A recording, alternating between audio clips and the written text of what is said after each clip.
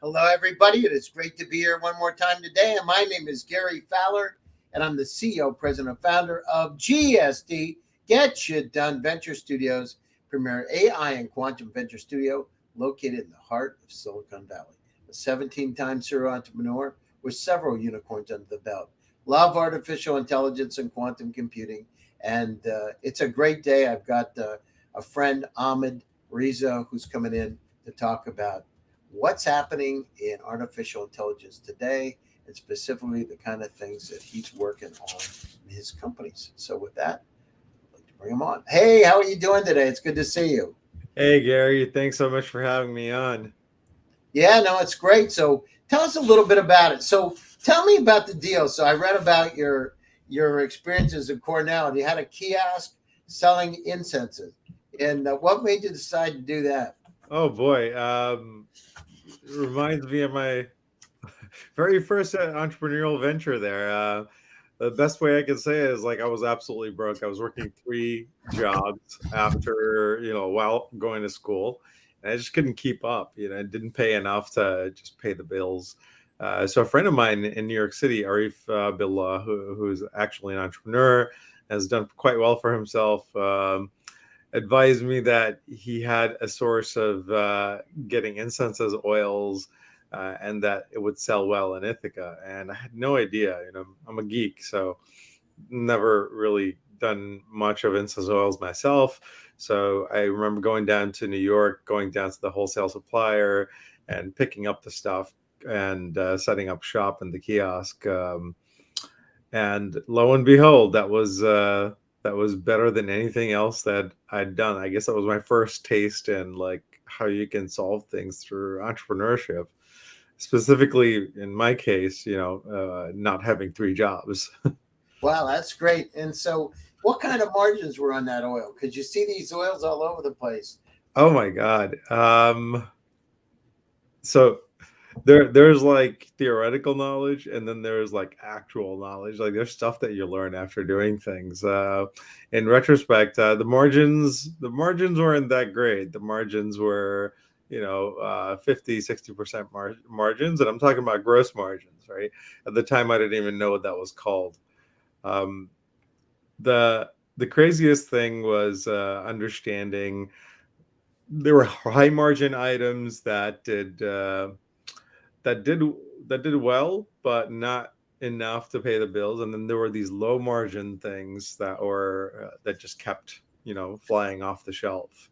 I learned the hard way about supply chain, right? There are certain things. Believe it or not, this has been over 20 years. There's still things in my garage that I haven't sold. There's like still like incense boxes in the garage. I just didn't know what to do with it. Huh. Well, but it sounds like you had a good time. It was a good. How long did you do that? I did that until so I think right up until the beginning of 2002. So when 9/11 happened, it was actually devastating, and I got to feel the impact, the economic impact of that, because it wasn't just my little shop, but there was a whole bunch of things that just shut down completely. Um, so I guess lots of important business lessons from way back then is you can do everything right, things could go very really well. That's when I hired my very first employee. Learned a lot of things, like very in a very practical way. I actually It motivated me to drop in on business classes. So you'd actually find me at the Johnson School of Business, uh, dropping in on classes that I hadn't signed up for, because I'd be like, oh, this is called supply chain and just-in-time manufacturing, right? Uh, the best thing I took away from all that, though, was try to avoid hardware businesses where you have to have inventory. Mhm. Like software is just an amazing business model, right? Yeah, yeah, I You don't have deliver value and things don't a garage. spoil. Yeah. And so you did that. You went out, and then you moved around quite a bit too. It's amazing, actually. So you did. You went up in Ithaca for NASA doing software engineering. How was that after doing your stuff with your own business? How did it feel going to work for NASA? It was actually incredible. Like, yeah, I geeked out. It was a student job, and that's an interesting story as well, because I had to drop out of school. temporarily because I was just so broke when the business didn't work out. The business was doing well. Like it was making me like I think around 30 something $1,000. And once I was able to staff it with other people, this was, as they call today, passive income. So I was able to go to school, pay my bills. I was supporting my parents at the time as well. And I was able to handle everything.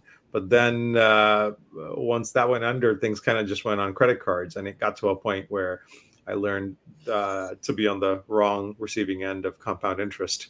I was like, oh crap, this sucks. So it was so bad that there was just no way that I could keep up with payments and everything else. So I went to quit my job at Space Sciences. I was it was a work study, and I talked to Dr. James Houck, who's wonderful, wonderful human being. God rest his soul. And he goes, "Why are you quitting? Like you're doing a great job. You actually worked on this project that a bunch of PhDs quit, and you did it successfully." And I explained to him that I'm probably going to go like work at Target or something because, financially I'm in a bad situation. And even though I had a full scholarship, like it doesn't matter, those credit cards are going to kill us. I have to pay these bills. So he offers me a full-time position. And I go, I don't have a degree. I'm not an engineer yet. He goes, it doesn't matter. You know how to do, these very esoteric programming language that'll come in very handy. He offered me a full-time position on the Spitzer Space Telescope program at the time called Certif. So I was over the moon. That was probably one of the highlights of my life personally. When I look at it, that had a great feeling going from not having a job and having some challenges all the way to getting a full-time job. Oh, it was incredible. It was one of the best jobs ever. Like you couldn't get me out of the place. So if you could show up at midnight, I was there. You could show up in the morning, I was there. Like I loved it because you get to work with really smart people, really amazing scientists, right? And if you're a geek, it's like it's even now till this day, that was some of the coolest stuff that I did. Incredibly challenging, and though it wasn't a startup, I learned to love technical challenges. I learned to love, discovering things. And I got a question for you. Now, did they ever talk about UFOs and this unidentified alien threat programs and all this stuff? That you were talking about the cosmic. There had to be some talk about that stuff out there. Oh man, surprisingly, we did not talk about UFOs very much. We were very much about the stars and about like electrons and whatnot. Yeah, I'm trying to recall if we had any serious UFO talk. I think just philosophical ones. Mm-hmm. But scientists are very proper people, right? Yeah. So not a lot of UFO talks.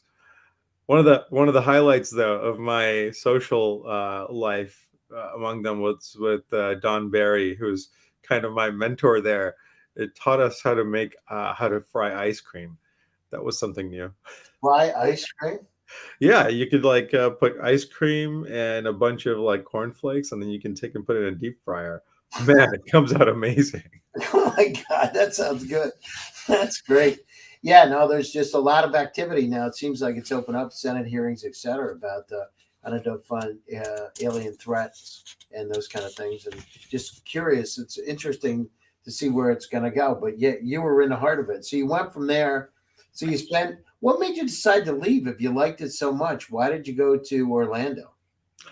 So what happened was once the rocket takes off, after that things are a lot calmer. I helped build the image processing pipeline for it, and actually I got published in the newspaper for it being in that project. And suddenly the dean of engineering is like, "How come this kid's a dropout?"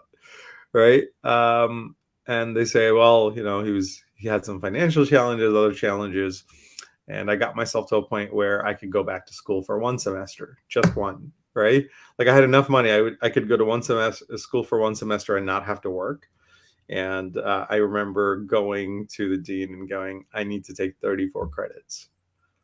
He goes, "Ahmed, I've looked at your transcript. Like that's insane, right? 34 credits of senior level classes. That's insane." It's like so apparently they took bets. Some folks in the engineering, school staff later on emailed me that they actually like took bets as to how badly I'd fail. And, relatively speaking, I aced it because the folks didn't understand what it's like to be poor and to have like 3 jobs while you're trying to go to Cornell, like while you're trying to do all these things. And that was like the one semester that I could go and really do whatever I wanted. So after that, there were a lot more opportunities, Did you graduate from Cornell with those 2? Yeah, I graduated, right? As soon as people don't realize, when you don't have money and you have to do something, I grew up on a farm in Pennsylvania. You don't have money and you got to go out and work. There's some kind of fear factor that's inside of you. You know what it's like on the other side, and you don't want to ever go down there again. Oh my God, right? So it's funny because I had this business, but I never considered myself an entrepreneur, right? It was just what I had to do to not be broke. So looking back in retrospect, there are so many things that I could have done differently. For example, I could have been one of the earliest employees at Google. One of my professors was instrumental in the foundations or foundational steps in Google. But at the time I was like, man, I'll just go to work wherever.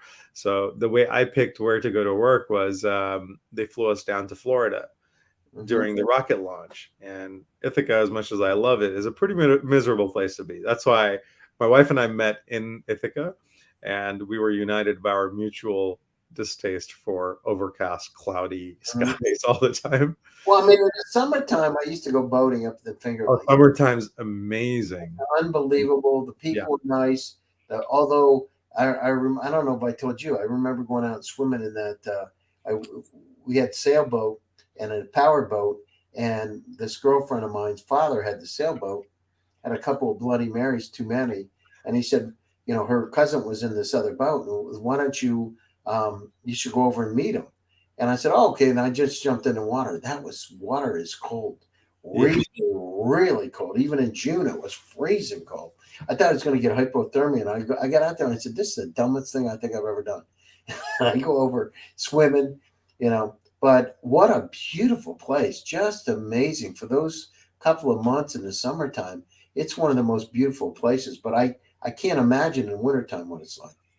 Yeah, actually, early on, the movie industry used to shoot movies there back in the early 1900s until they realized that during the summer, it's gorgeous, absolutely gorgeous. I mean, wintertime is gorgeous too. It's just that the threat of death increases exponentially when there's tons of snow on the ground and it's really hilly and treacherous. So summertime, wonderful, but wintertime, we just wanted to get out of there. And the options were Florida, California. And I kind of did the analytical thing where I was like, well, I've been to Florida. I was in Cocoa Beach during the rocket launch with a bunch of geeks. They're smart people, there's no state taxes. And it just like, I was just like, this seems like a good place to go to. Then I got this, I went to an interview for a company, and after they interviewed me, they said that, we love you, but you're going to be super bored with us. But we have this government research division that are doing some pretty crazy things that I think you'd fit in. You'd be the youngest team member there, and normally they don't take junior team members. But this is with Stricom, and I ended up doing some artificial intelligence for UAVs there, right?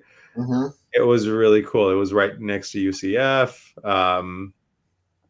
It was fun for a bit, but this was during the Afghan war, and I think that was when I realized like this is really cool, but at the same time, I wanted to do something else. I wanted to do something outside of government, because government, while the work you do can be very challenging and very informative and educational, there are issues. If you're entrepreneurial, oh man, talk about red tape, right? The red tape, I think, eventually drives a lot of us to go towards things that are more startup-y. So you did that, and then you went to, what made you decide you're all this, this incredible space technology? Why'd you go to Superchips? Superchips was a startup. I mean, it was uh, it was the opposite, right? Like we hacked cars and made them go faster. It was just so cool, right? And now, Uh, how much will it increase when you put a new chip in? On an average car, well, how much faster could a car go? so actually, you don't even have to put a chip in. It started out with putting chips in. It was started in the UK, but when it came to US, you just hook up to your OBD2 connector, right? And you'd reprogram the ECU, and the car would go way faster. I had a Trailblazer SS that made an extra 100 horses, Oh my God, that's unbelievable. Does right? it screw the engine up when you go that much faster with a car? So because I was in the R&D side, right, mine literally blew up, and the piston went through the engine block. God. And GM did not like us. They flew an engineer down from Detroit to see this, LS2 engine. LS2 engines are legendary. They're what they put in Corvettes. Yeah, yeah. They don't fail on racetracks, and they were like, "How the heck did one fail in a Trailblazer SS?" So I remember my car being in there, and the general manager of the dealership calling me, going, "Yeah, they found out you work for Super Chips. You're gonna have to pay for the engine." Really? How did they find out? They just asked. They were like, "Who's the owner?" Right? No, They're really? like, "Did you flash the car?" I was like, "Yeah, we flashed the car." Wow. And so you did that. You went down through that experience, got a couple of years there. Then you go out and you work for NCR. Was that in Florida too, or no? So I actually didn't work for NCI. I worked for another startup. So Super Chips got acquired by MSD Ignition. Hmm. And then I went on to work for a company called Kinetics. So Kinetics built your check-in systems. So if you fly out of any airport, the little kiosks, we Yeah. owned 80% of that market. It was Wow. just Kinetics. It was started out of a garage in Florida. When I joined, they were more established. It was just an amazing, amazing place to work. What I realized, I love startups because they take care of their people. Like it's very similar to the feeling that you get like working at NASA. You work nights, weekends, you're working with smart people, and you get paid to do it. And you get paid pretty well. So this was during the housing crisis. So it was weird for me because I never, I'm not a hype type person. So, but I do startups and I do tech that makes sense. Hmm. And there was the first exit from Super Chips, and then there was the Kinetics thing, and then Kinetics was bought by NCR. So I was right at that time. So I did all right. I was like, I don't know what everybody's complaining about. Life is pretty good. No, congratulations. And then you went to but then you went to JetBlue. How was that after doing all these dynamic So companies? once NCR bought us, like I really understood the travel space well. Mhm. My great envy was the fact that all of my clients got to fly for free. They got to live this crazy lifestyle. And I was trying to think, what do I do next? So that was actually another startup also. So there was a startup that was spun off by Harris that turned into live TV. And live TV figured out how to install an antenna on top of the aircraft to get television while you're flying in the air. And then they pioneered satellite internet. Oh, I Like remember that was like JetBlue was like fantastic. You watch TV yeah, on JetBlue. I loved it. exactly. So this is the next era. So you had the go-go in flight where it was pointing down towards the ground to get 3G internet, but it's like really crappy internet, right? So this kind of tied my NASA experience together with the something new with my travel. Uh, and here, the biggest things that we had to overcome was the 700 millisecond ping response delay that you get when you're up in the air, because here you're up in the air, you're talking to a satellite, which is talking to the ground. And it's like that round trip takes a lot of time. Hmm. So we actually had to work on some pretty challenging, very fundamental, basic internet acts. We actually have servers on the aircraft that do really, really fancy hacking, but like not in a bad way, right? Hacking, caching, loading your content. So uh, learned that, hey, if Gary's coming on board, we know that Gary has a ticket for the flight, he's coming on board, we can proactively load a lot of the content that he might watch, so give him a faster Oh, that's experience, fantastic. That's right? I love that.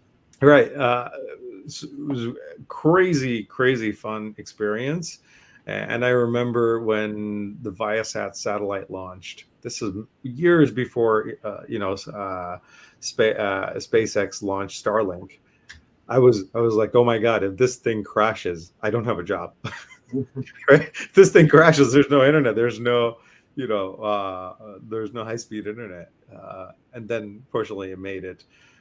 Worked on some contracts after the side after that, but that's really where I finally got woken up to the fact that I should probably start my own startup.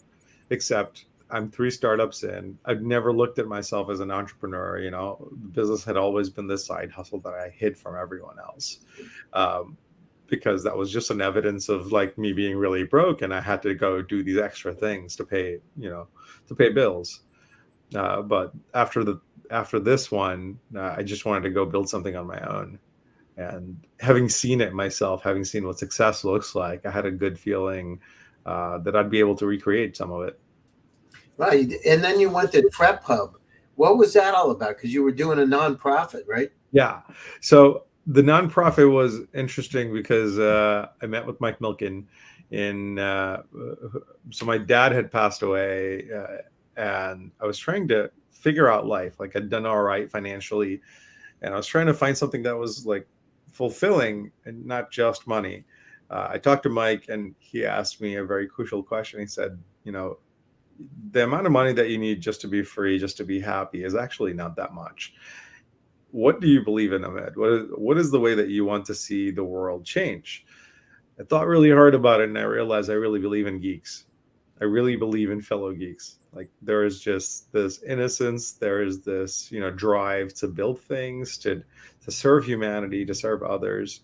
And if there was one thing that I wish there was more of in the world, is empowering geeks to do more, like letting them lean in. I had no idea what I would do, that we'd build startups, but we basically started a Hacker News meetup. And because we called it, a hacker meet, we couldn't find any locations in the Melbourne area that would allow us to host it, because it's very defense heavy. They were like, oh no, you guys are going to come in hoodies and, but there was a cafe that allowed us to meet. Our first meetup was 5 people, and the 3 of them were people that I knew that I begged to go, and 2 people showed up. I was like, oh my God, this is amazing. There's 2 other hackers in the city. Well, lo and behold, in less than 6 months, we were 1,000 plus strong. Wow, we rented out the first floor of this building just because we needed a space. And the reason it was a nonprofit is because we were all like hacking on our own startups or, open source projects or something. And we didn't have the brain power left to figure out how to make money off of whatever the heck this was, but we knew it was good. So we're like, we're going to make it a nonprofit. I remember sitting around going so how does this make money? I was like, my brain hurts. It's like, it'll be a nonprofit. I'll just give money to it. Like, the economics makes sense. Rent isn't hard to cover, and this is something worth preserving. So that must have been fantastic. And you did it for a long time, 11 years, right? So yeah, TrepHub is still running. So TrepHub allows people to basically get their projects, get their dreams off the ground, mainly by leveraging the community around them, the community of developers and geeks. We still organize meetups, and I'm doing the same. That's kind of like my mission. I'm doing the same in Silicon Valley. I moved here in 2017, and I organize meetups around AI, around different things, just to help power geeks. And I realized it's not just money. It's knowing smart people. It's getting good mentors, people who have been there, done that. And that's sort of what we did with TrepHub. We weren't so much money focused. We were a lot more, connection focused. We helped launch 30 plus startups that did pretty well, including mine. Mine was kind of incubated there. And it was bootstrapped. There wasn't really a venture scene there at the time. There is one now. So being able to bootstrap those startups, learn from other founders. One of our very early investors was Keith Donald, who's one of the co-founders of SpringSource. And there are so many impressive folks that just come out of the woodwork when you realize there's a lot of us geeks. There's a lot, my experience isn't unique, right? There's a lot of others who have built these, like yourself, actually, right? Like when you meet these folks who have built tech companies, what do they want to do? They want to give back, and they want to, contribute to this creative endeavor, this collective creative endeavor to help make the world a better place. That's exactly right. I mean, the thing is, we're all over Africa, Indonesia, Malaysia, all over the place. In fact, we've now got 139 companies from 59 countries around the world that are some of the best AI companies I've ever seen, and they just need a voice. And the other part is what they need. It's interesting, Ahmed, because we bring the marketing piece. So on one side of it, you come in at the tech side of it, and you've come in the middle of the business. I come from the business side of it, coming into the tech side of it.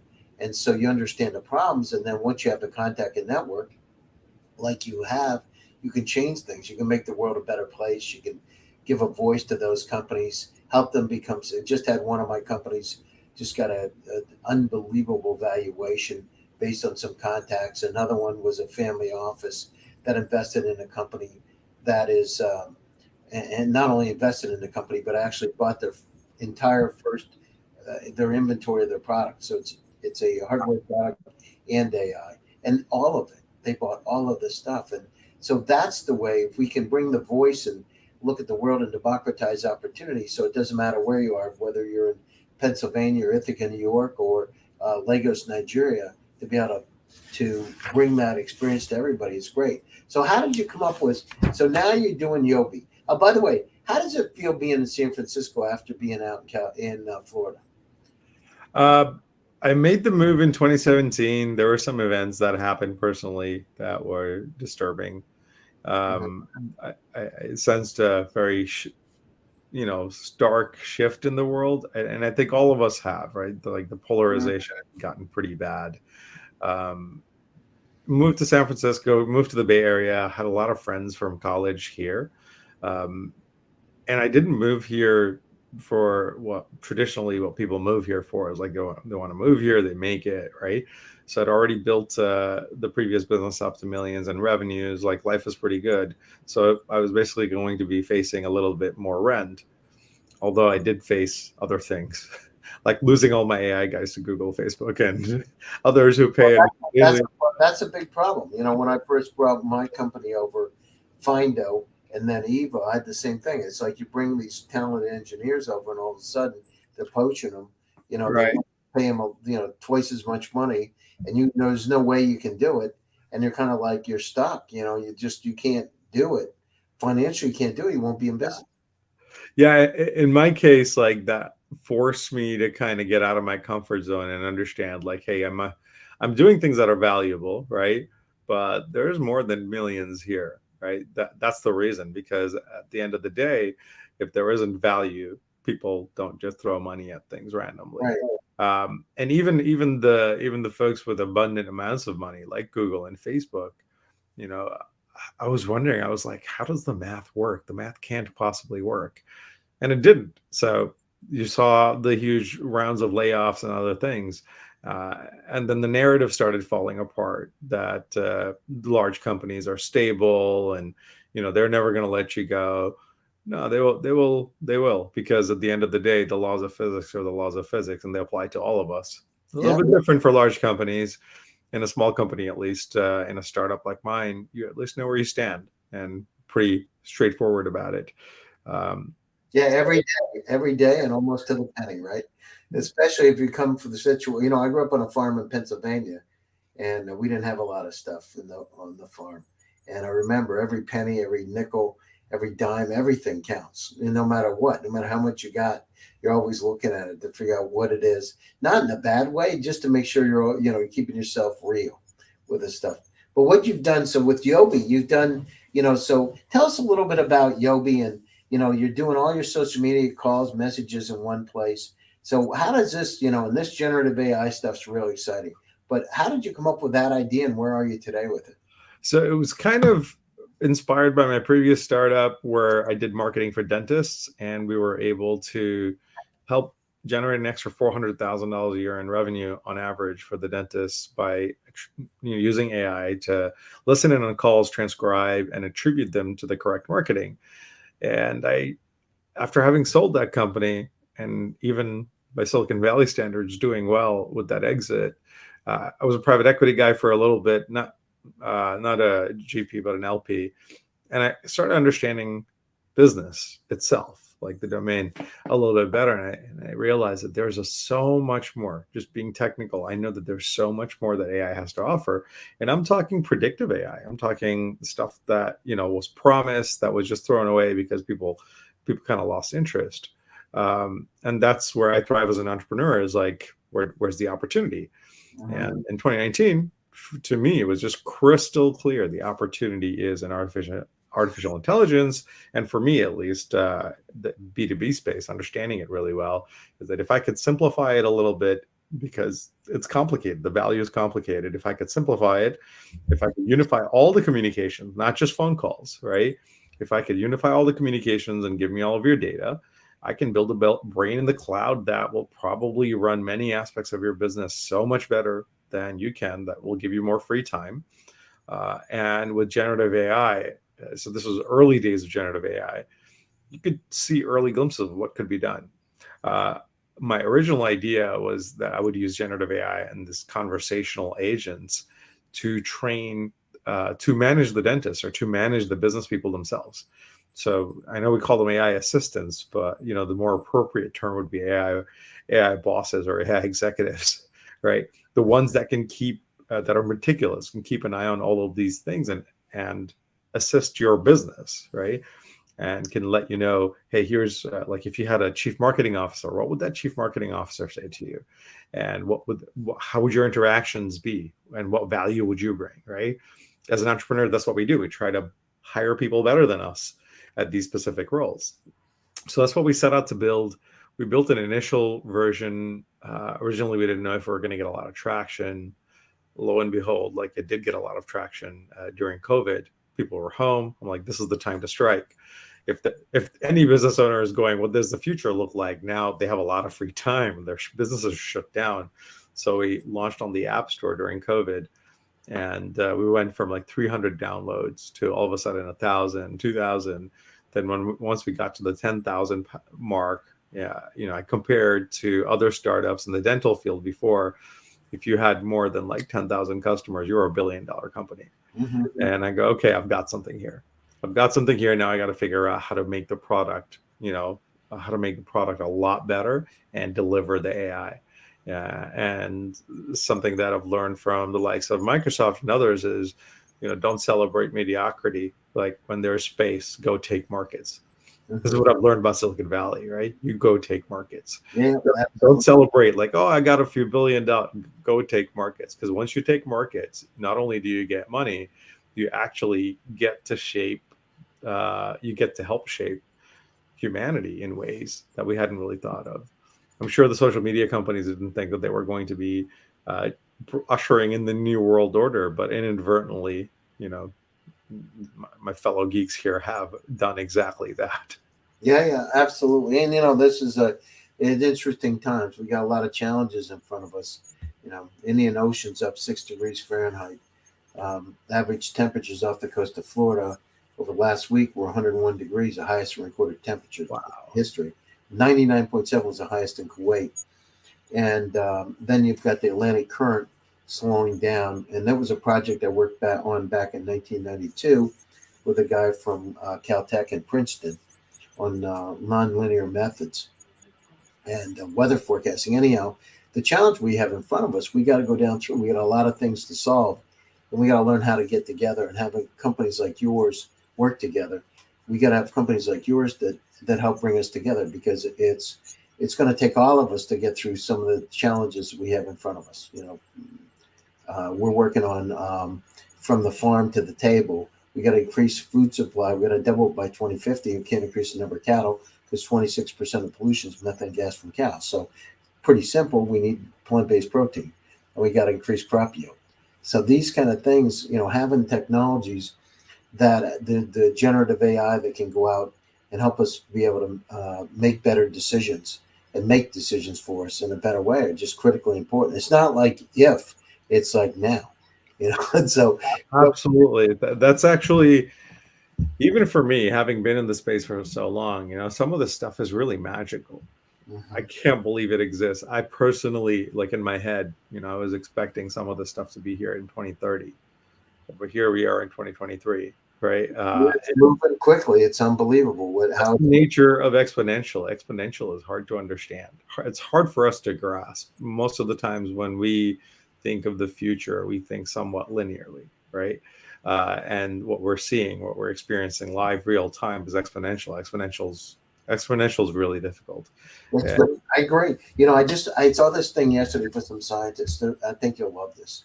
And anyhow, they were talking about humanity, and they said, that humanity is going to evolve into a digital form. So the singularity on steroids. And what they said, it was quite interesting. These are top scientists, by the way, from places like Harvard, MIT, Cambridge. They said that I believe that there's life out in the universe with 100 million planets in the Milky Way, 2.2 trillion estimated galaxies in the universe. But there's life out there, but it's really in a digital form, and it's waiting for the universe to cool down because it'll operate at 10 times as fast. And it was just, I didn't ever think of it like that. It was just really interesting.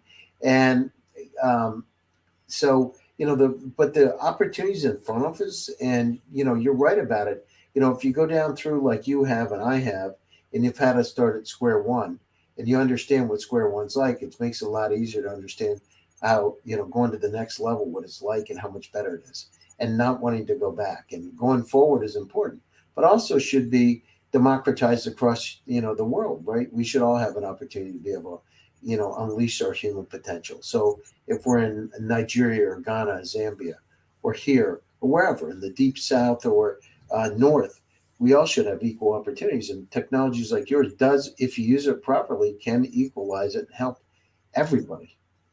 Absolutely. And it can build bridges. So like, I love Italy, it's one of my favorite countries in Europe.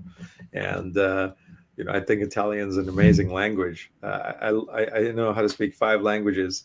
Italian is not one of them, but thanks to AI, I can now finally speak Italian. So here's. Ciao, il mio nome è Ahmed Reza e sono il fondatore di Yobi, un'app di comunicazione basata sugli app per le imprese, nonché il cofondatore di TrepHub. What I can now do is communicate through my synthetic clone to Italians and hear from folks who are Italian, right? And once I know you travel a lot, Gary. You know folks from all around the world, and you know how it opens up your mind and it makes you understand the common, like the many commonalities in humanity. And instead of going us and them, it brings us together. Yeah. That's what I'm hoping that we do. You can use deep fakes for really bad things, or you could use it to, build bridges across cultures. You can use translations to open up new levels of knowledge and wisdom from folks. Yeah, those touch points. When I went to university, I ended up getting a free ride to become a psychologist, and I didn't. It was just something I just did it just because I got a free ride, to be honest with you. And anyhow, but when I went down through it, I was working on the mainframe computer, and I started to understand the complexities of that computer. And I said, what happens when that reaches 60,000 complex transactions a day? It's going to change everything. This was a long time ago. And then we look at the challenges that we have in front of us and the tools like yours that democratize the opportunity. And you're right about it. That's touch points of humanity are important for us to get together, on a one-to-one basis. We start to understand each other a lot better. So, hats off to you. We are actually over time, and I've enjoyed the conversation. I'll have to get you back again. I really appreciate it. So what's your advice out there? There's people all over the world that watch my show. And what was the one, if you look at, what would you say to those persons in a similar situation to yourself, where they're starting from scratch, they don't have a lot of money, but they have dreams and they want to do a startup? What would you say to them right now? It's really interesting. One of the things I love about your get shit done, right? It's like at the end of the day, entrepreneurship is about having a bias towards action, getting shit done. That works. So if you're one of those people and you're always like, oh my God, I just can't get enough done, I hope you're super excited about the age of AI, because you're going to be able to get a lot more shit done. because you're going to have to I love that. The age of AI and getting a lot more shit done. That is perfect. I love that. That is great. And how do people reach out to you? So we have investors all over the world. We've got potential partners. How do they get a hold of you? So there's several ways, but I'll give something that's a little bit different. Because I have a synthetic agent that responds on my behalf, you can actually send me a text at 402-698-3599. Again, that's 402-698-3599. And my synthetic agent follows up with you directly if you want to converse. You can also follow me on LinkedIn, on Twitter, and I try to be one of the most accessible CEOs in Silicon Valley, mainly because being augmented by AI it's a crazy hack to have, and I think in the future everyone will have it. No, it's great. And listen, stay on. I'm gonna run the last piece here, but stay on and we'll talk for a few minutes, okay? All right. Put on. And I just want to say before we go, thanks everybody for joining one more time. GST presents Silicon Valley AI and Tech, and my name is Gary Fowler, and I'm your host. Stay happy, stay safe, and stay healthy. And I'll be back to you again on Thursday for another exciting edition. Thank you very much, and I'll see you soon.